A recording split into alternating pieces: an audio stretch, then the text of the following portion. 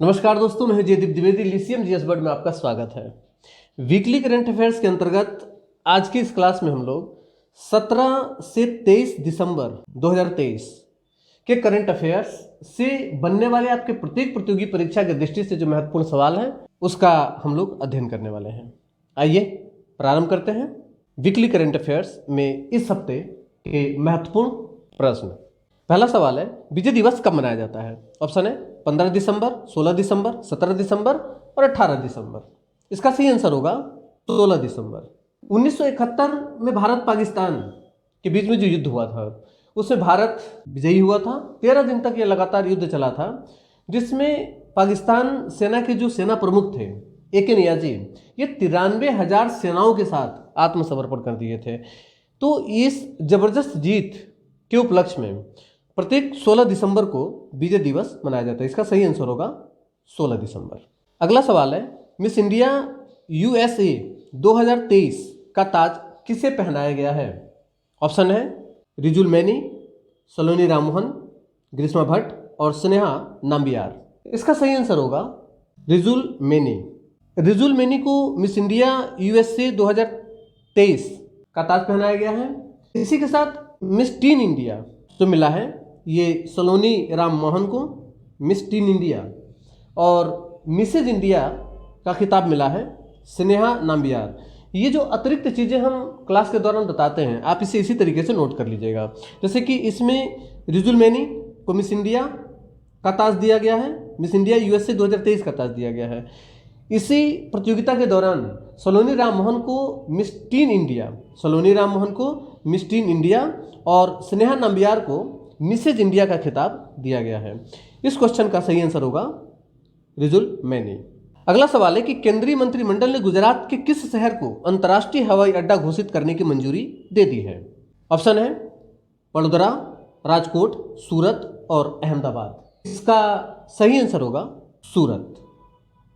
अगला सवाल है कि दिसंबर 2023 में किसने international institute for the unification of private law की गवर्निंग काउंसिल में निर्वाचित होकर इतिहास रचा है?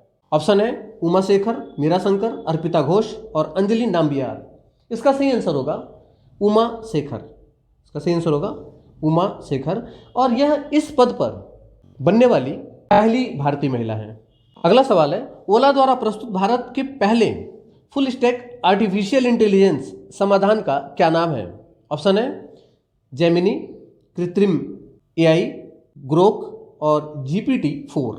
इसका सही आंसर होगा कृत्रिम AI।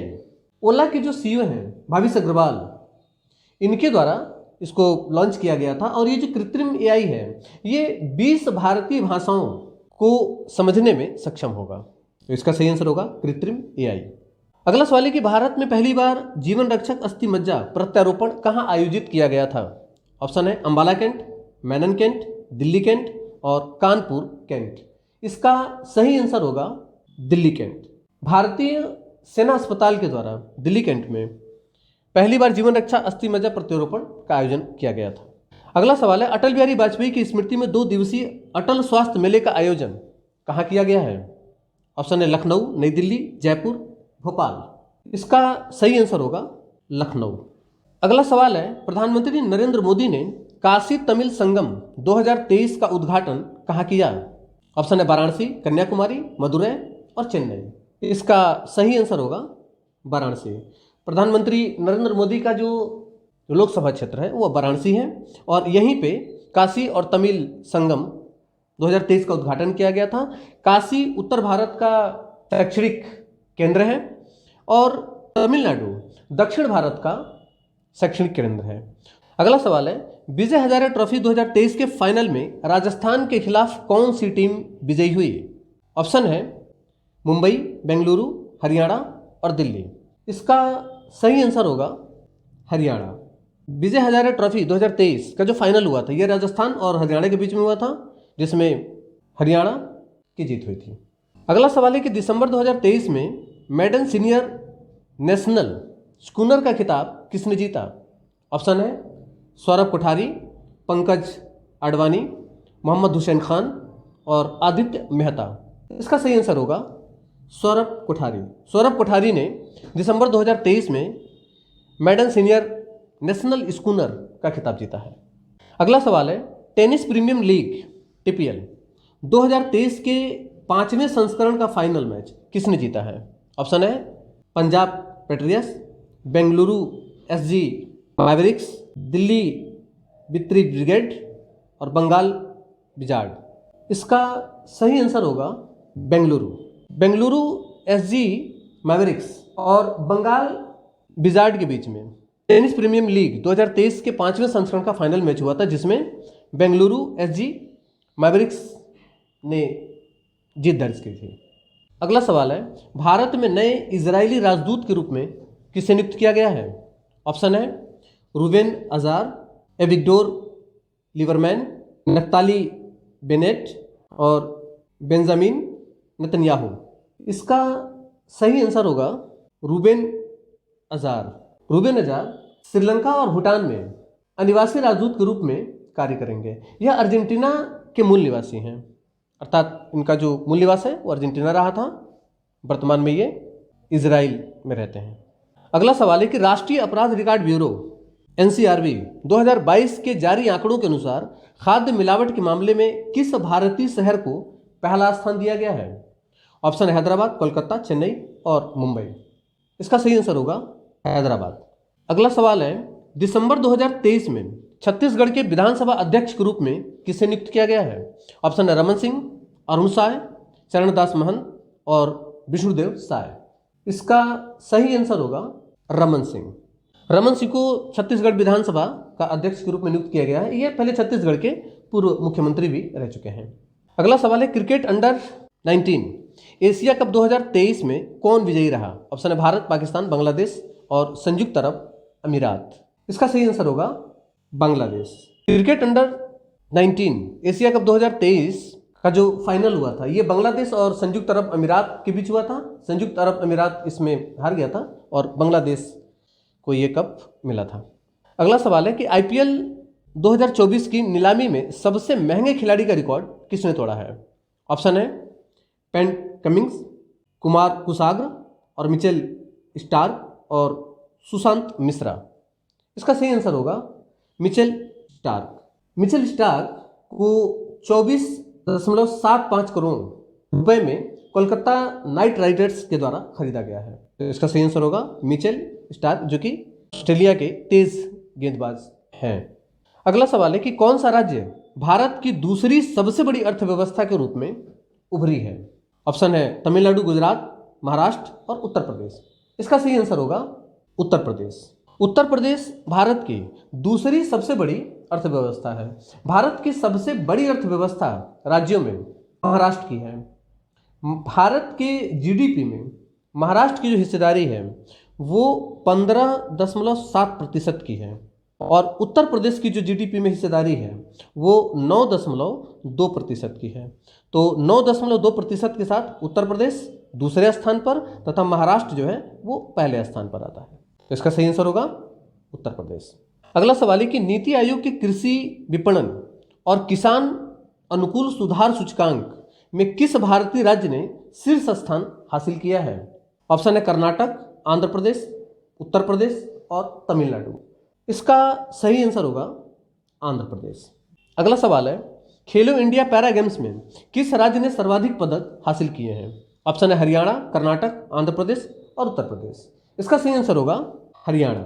खेलो इंडिया पैरा गेम्स 10 दिसंबर को नई दिल्ली में आयोजित किया गया था और इसमें हरियाणा ने सबसे अधिक पदक जीते हैं। हरियाणा ने कुल 105 पदक जीतने के साथ भारत में सर्वाधिक पदक हासिल करने वाला राज्य बन जाता है, जिसमें 40 स्वर्ण पदक, 39 रजत पदक और 26 कांस्य पदक जीते हैं। दूसरे स्थान पर उत्तर प्रदेश आता है 62 पदक के साथ। उत्तर प्रदेश ने इस गेम में 62 पदक जीते थे और इसी के साथ ये दूसरे स्थान पर, और पहले स्थान पर आता है हरियाणा जो कि इसमें 105 पदक इसने कुल जीते हैं। तो इसका सही आंसर होगा हरियाणा। अगला सवाल है कि मिस्र के राष्ट्रपति चुनाव में किसने जीत हासिल की और 89.6% वोट के साथ तीसरा कार्यकाल हासिल किया? ऑप्शन है अब्देल फतेह अल सीरी, मोहम्मद मुर्सी, अनवर सादात और हुस्नी मुबारक। इसका सही आंसर होगा अब्दुल फतह अल सीरी। अगला सवाल है, अंतर्राष्ट्रीय मानव एकजुटता दिवस प्रतिवर्ष कब मनाया जाता है? ऑप्शन है 18 दिसंबर, 20 दिसंबर, 17 दिसंबर और 24 दिसंबर। इसका सही आंसर होगा 20 दिसंबर। प्रतिवर्ष 20 दिसंबर को अंतर्राष्ट्रीय मानव एकजुटता दिवस मनाया जाता है। अगला सवाल है कि साइबर अपराध के बढ़ते मामलों के जवाब में हाल ही में किस भारतीय राज्य ने 57 जिलों में साइबर अपराध पुलिस स्टेशनों की स्थापना को मंजूरी देकर एक महत्वपूर्ण कदम उठाया है? ऑप्शन उत्तर प्रदेश, गुजरात, मध्य प्रदेश और महाराष्ट्र। इसका सही आंसर होगा उत्तर प्रदेश। अगला सवाल है कि किस नौसेना प्रतिष्ठान को वाइस एडमिरल बेयन राय चौधरी की ओर से वीर चक्र प्राप्त हुआ है? ऑप्शन है INS Vikrant, INS बगीर, INS Shivaji और INS चेन्नई। इसका सही आंसर होगा INS शिवाजी।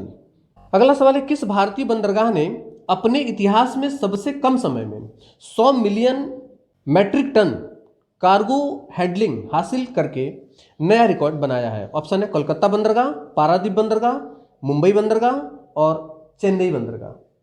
इसका सही आंसर होगा पारादीप बंदरगाह। अगला सवाल है, भातखंडे संस्कृत विश्वविद्यालय के 13वें दीक्षांत समारोह में किस संस्थान ने कथक और संगीत पर शोध के लिए समझौता किया है?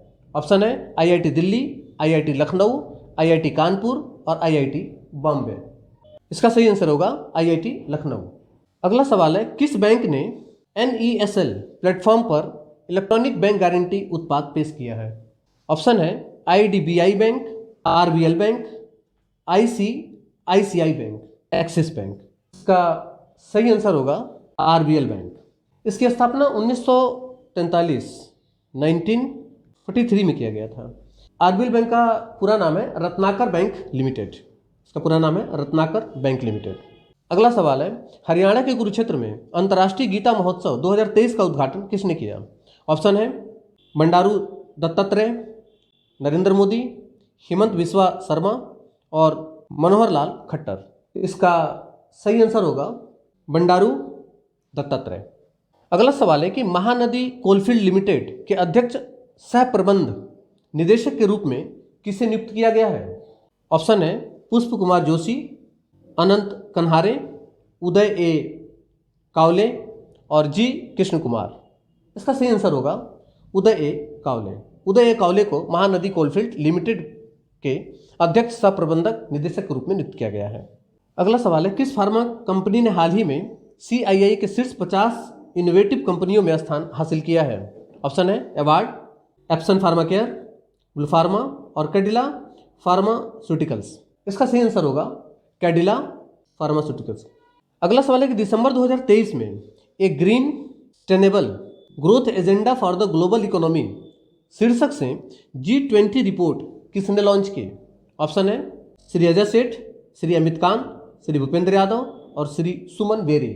इसका सही आंसर होगा श्री भूपेंद्र यादव।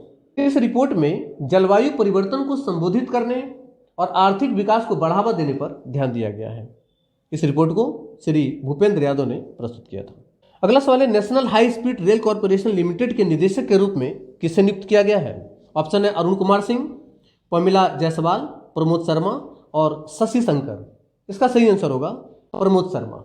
अगला सवाल है कि 13वें PSC उत्कृष्टता पुरस्कार में CMD ऑफ द ईयर पुरस्कार से किसे सम्मानित किया गया है? ऑप्शन है प्रदीप कुमार दास, भूपेंद्र सिंह भल्ला, प्रदीप सिंह और विजय कुमार मोहंती। इसका सही आंसर होगा प्रदीप कुमार दास। यह पुरस्कार नवीकरण ऊर्जा को आगे बढ़ाने में असाधारण नेतृत्व के लिए दिया गया है। तो इसका सही आंसर होगा प्रदीप कुमार दास। अगला सवाल है कि उस प्लेटफॉर्म का नाम क्या है जिसे भारत सरकार ने वाहन सेवा जीवन प्रमाण पत्र जमा करने के लिए लॉन्च किया है? ऑप्शन है एम परिवहन, DGELV परिवहन सेवा और HSRP। इसका सही आंसर होगा DGELV। DGELV जो प्लेटफॉर्म है इसे केंद्रीय सड़क परिवहन और राज्य मंत्री नितिन गडकरी ने लॉन्च किया था। इसके तहत कोई व्यक्ति अपने वाहन के जीवन समाप्ति वाला जो प्रमाण पत्र होता है उसे बेच सकता है। तो इसका सही आंसर होगा DGELV। अगला सवाल है कि राष्ट्रपति ने किस कंपनी को वर्ष का सर्वाधिक ऊर्जा कुशल उपकरण श्रेणी में 2023 का राष्ट्रीय ऊर्जा संरक्षण पुरस्कार प्रदान किया है? ऑप्शन है Crompton Greaves, Havells India, Bajaj electronics और वोल्टास। इसका सही आंसर होगा क्रॉम्पटन ग्रीव्स। अगला सवाल है कि राष्ट्रीय गणित दिवस कब मनाया जाता है?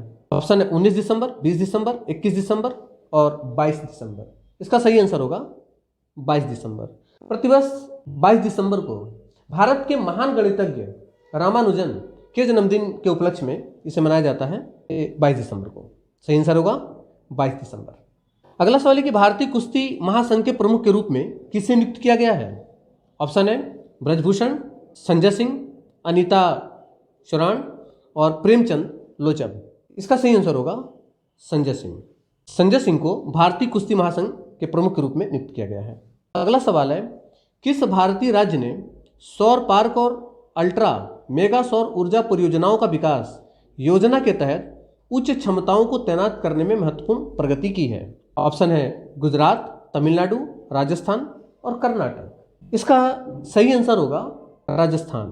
3065 मेगावाट क्षमता के साथ राजस्थान का पहला स्थान है 3065 और 3050 मेगावाट क्षमता के साथ आंध्र प्रदेश का इसमें दूसरा स्थान है। अगला सवाल है कि भारत में वर्ष का सबसे छोटा दिन कब होता है? ऑप्शन है 22 दिसंबर, 23 सितंबर, 21 जून और 23 मार्च। इसका सही आंसर होगा 22 दिसंबर। 22 दिसंबर को सूर्य की लंबवत किरणें मकर रेखा पर होती हैं और यही कारण है कि उत्तरी गोलार्ध में 22 दिसंबर को सबसे छोटा दिन होता है। और चूंकि भारत की स्थिति उत्तरी गोलार्ध में है तो 22 दिसंबर को उत्तरी गोलार्ध में सबसे छोटा दिन होता है। ये जो 38 क्वेश्चन हमने कराए हैं ये इस हफ्ते के वे सभी महत्वपूर्ण सवाल हैं जो आपके प्रत्येक प्रतियोगी परीक्षा की दृष्टि से बहुत महत्वपूर्ण हैं। इन सभी सवालों के सही जवाब हमने यहाँ पर आपकी सुविधा के लिए दे दिए हैं। इस क्लास की PDF डिस्क्रिप्शन में डाल दिया जाएगा जहाँ से आप डाउनलोड कर सकते हैं और अपनी तैयारी को और बेहतर बना सकते हैं। मिलते हैं अगली क्लास में, तब तक के लिए नमस्कार, धन्यवाद, जय हिंद।